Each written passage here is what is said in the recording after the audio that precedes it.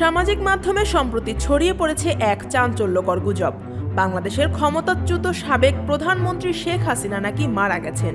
একটি ছবিকে ঘিরেই শুরু হয় এই বিভ্রান্তি। মুহূর্তেই সেটি ভাইরাল হয়ে পড়ে দেশ জুড়ে।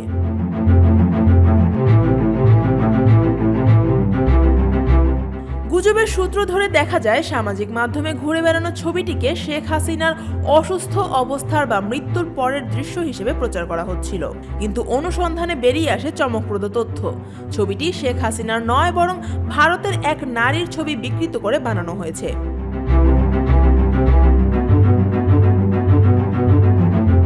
রিউমার স্ক্যানারের ফ্যাক্ট চেকে নিশ্চিত করা হয়েছে ছবিটির উৎস সম্পূর্ণ আলাদা।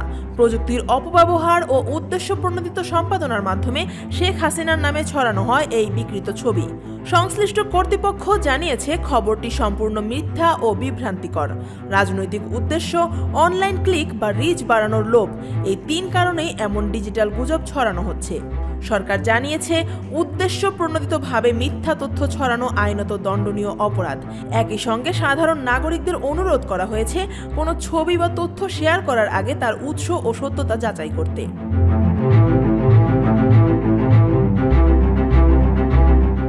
এই একই ছবির আরেকটি বিকৃত সংস্করণ ফেসবুকে ছড়িয়েছিল, যেখানে দাবি করা হয় আওয়ামী লীগের নিষেধাজ্ঞার খবরে শেখ হাসিনা ভারতের নয়াদিল্লির হাসপাতালে মারা গেছেন।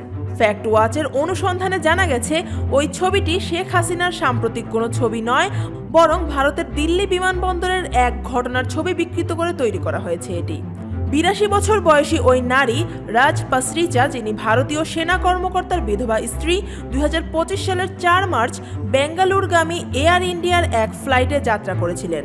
তার পরিবার আগেই হুইলচেয়ার বুক করলেও এয়ার ইন্ডিয়া সেটি সরবরাহে ব্যর্থ হয়। ফলে দিল্লি বিমানবন্দরে তিনি হেঁটে যেতে বাধ্য হন।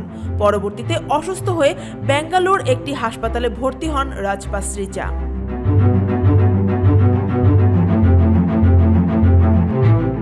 ঘটনাটি সামনে আসে তার নাতৃ পারুল কানওয়ারের এক্স পোস্টের মাধ্যমে।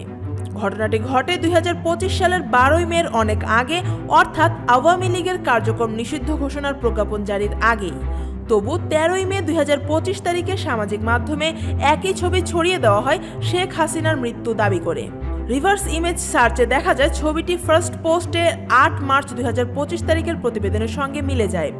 সেখানেই মূল ছবিতে রাজ পাসরিচাকে দেখা যায়। পরবর্তীতে বিকৃত করে শেখ হাসিনার মুখ বসানো হয়।